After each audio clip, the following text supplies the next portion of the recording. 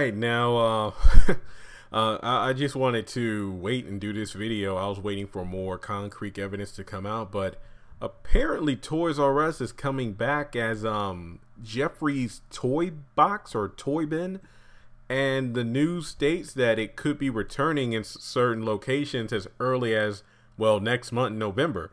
And the reason I'm doing this video is not just because of the possibility of the store returning under a new name.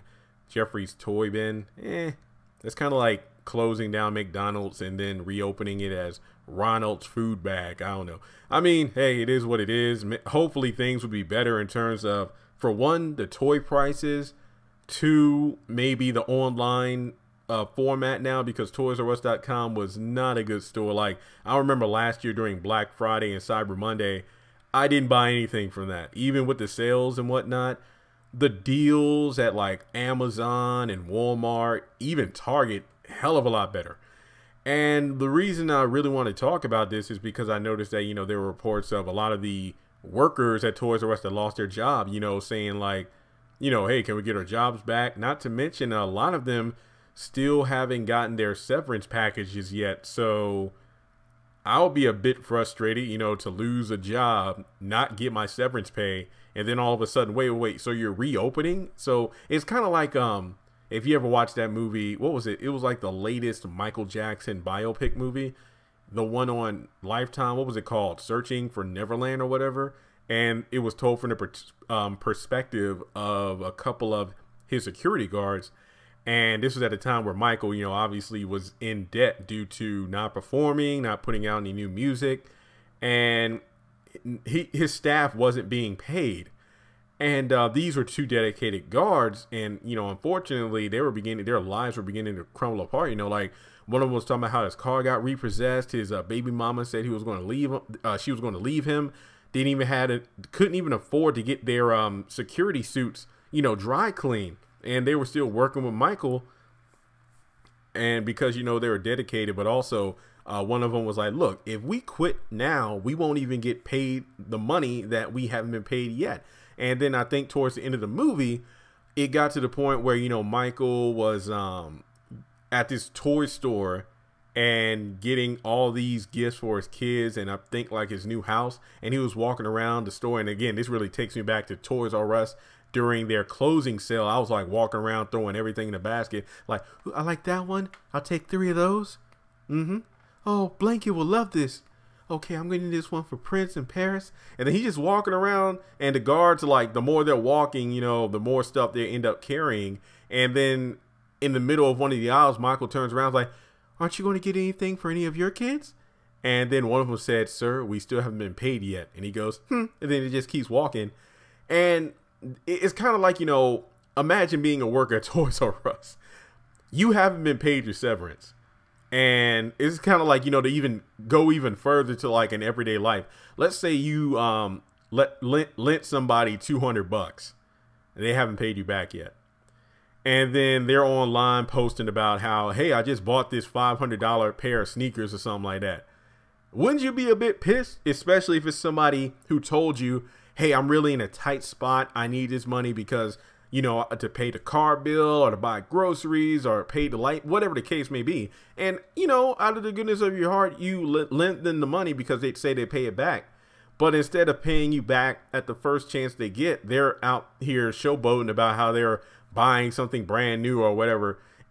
I would feel mad, just like the workers at Toys R Us. It's just like, hey, I dedicated 5 years of my life to the store for this. Some people were working years for that severance pay. It's like, I put in like 7 years at Toys R Us and X amount of years to get my severance, and then they close down. And it's like, oh, well, dang. And then instead of giving you the severance, they pretty much open up with a brand new look, put up millions of dollars to promotion. And it's kind of like, okay, well, I'm out of a job. I don't have my severance, yet you're prancing around with a new store. Where the hell does that leave me? It's kind of like, I don't really know the full story. Like, I've watched a few videos about people who broke it down, like why Toys R Us failed. And the main reason being that they really didn't evolve with the times, being that they really didn't invest in online purchasing and online selling. Because once again, and get my computer charger right here, about to die. When you look at it, Toys R Us, like, okay, the first time I stepped into a Toys R Us was back in like 2007, 2008, when I actually walked into one when I was a college for a weekend student at Liberty University, because I come from Halifax County. So the nearest Toys R Us was an hour away in Lynchburg, but I had never been. I've got the catalogs in the mail when I was a kid. I saw the commercials, but never physically went to a store. So when I went in there, I was amazed by all the toys and whatnot. Then as time went on, when I was well, I wouldn't count the time when I was a student, because then I was a student not working. But let's just talk about when I moved up to Lynchburg and went to Toys R Us every now and then. You know, I had a job, I had money, extra money to spend. The only things I would buy in Toys R Us were the occasional, okay, they got a deal on Pokemon cards that no other store has. I'll give me a few packs. And then as time went on, you know, I would buy the Power Ranger Legacy Edition versions of, like, oh, the Dragon Zord, the Dragon Dagger, the Saba Saber, basically the Power Ranger toys created for the collectors, pretty much the kids who are now adults who love nostalgia as well as well-crafted action figures and toys and whatnot and collector's items. But then I would just browse around the store just to see the other toys, and even something as basic as Hot Wheels was far more expensive than a Walmart or Amazon.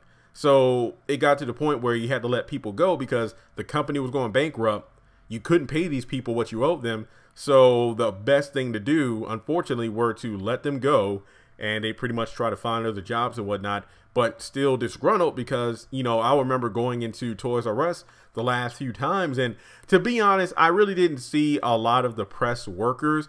People I talked with in the store, you know, they were just, you know, a bit down that the job, especially because I think it closed, in early 2018, or was it in the summer or something like that? I forgot the exact date of when it closed down, but either way, it was at a rough time. Like, imagine, you know, you thought you would have a job throughout the summer, or, you know, you just started a new semester of school and this job was going to help you pay bills.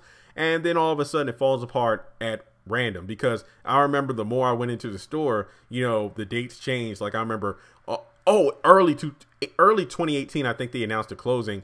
It didn't close until like right around graduation season. So I think around May or June. But I know the Toys R Us near me closed about 4 days early because of a fire within the store. So, yeah, it sucks. I mean, like, I would be pissed off, too, to not get my severance package after being, you know, laid off because, well, I don't even know what the proper term is, because, well, if the company goes bankrupt, I'll just say lose your job, pretty much. And you don't get your severance, but then next thing you know, oh, well, I'm back better than ever, and here's a new company. So yeah, so I think the shareholders or whatever thought that the name or brand of Toys R Us was so expensive and so well known that they couldn't let it go bottom up. So to reopen it, yeah, I don't know. It's like some of the toy companies they said they're affiliated with, I have no idea who these companies are. They better bring back Hasbro or something. Like I said, the only real reason I even really spent money at Toys R Us was because of the Power Ranger Legacy things, like the I didn't get the Gold Ranger staff. I wanted that, but I know that Power Rangers is now owned by Hasbro, so I don't really know what their toy line is supposed to be. I think I did read a couple articles about it, but nothing that really tickled my fancy as in, ooh, I gotta have it. But I know ever since Toys R Us closed, like, a lot of other stores have boosted their amount of toys. Like, even Walgreens and CVS, at least the ones in my area, have really upped their game with toys. Walgreens is a lot better because they have more sales and decent prices. CVS is kind of like, buy two at regular price and get one free. And it's like, that's $30 for a couple of action figures. Walmart is like, I'm debating on that. Every time I go on Instagram, the world's best toy store. I'm like, no, it ain't. But I remember the Walmart back in my hometown. Like, even yesterday, my sister video chatted me. Her and my mom were in the store, and like a bunch of stuff was like dirt cheap, and they bought a lot of stuff that I wanted. So I thank them for that. But every time I go on Walmart, well, at least the ones in Lynchburg, I went to 2 different Walmarts yesterday. Their clearance sucks. Like, in terms of what they have marked down as clearance, it's like nothing. And by nothing, I mean like the sales are like non-existent. But for some reason, one back at home, my gosh. But what I really wanted to break it down to is the fact that, oh, even Ollie's is just the best. It's like a freaking warehouse full of toys now, because obviously they bought out a lot of Toys R Us stuff. And A lot of the toys, when I saw them, I was in Ollie's yesterday. A lot of the toys, like the marking on the stuff was like Toys R Us exclusive. I'm like, not anymore. So Jeffrey's toy box, toy bin, whatever. I'm curious as to where is it going to open. I'm going to do my research to see if there's any openings in Lynchburg. I hope so, because ironically enough, yesterday I was in Spirit Halloween, which is now in the building that Toys R Us was in. So when Spirit Halloween goes, will Jeffrey take that store back and reopen as a Toys R Us? I don't know. I'm interested to see how they're going to go about the rebuilding, rebranding of the Toys R Us franchise under Jeffrey. And yeah, hopefully the workers will get their severance back. I hope so. I feel bad, but you know, the business is business. I mean, you can dedicate as much time and energy to a job, but at the end of the day, you're just an employee. You're not the people behind those desks really don't care. So I hope justice is served with the money. They get their packages. If it only meant that this new branding meant that more money comes in so they could pay those workers, I hope it does work out. But we'll just have to wait and see, because like I said, even when Toys R Us was open, there were way better options for toy purchases. So let me know your thoughts in the comment section below. Have you heard any news about a Jeffrey's toy bin opening near you? And do you plan to go?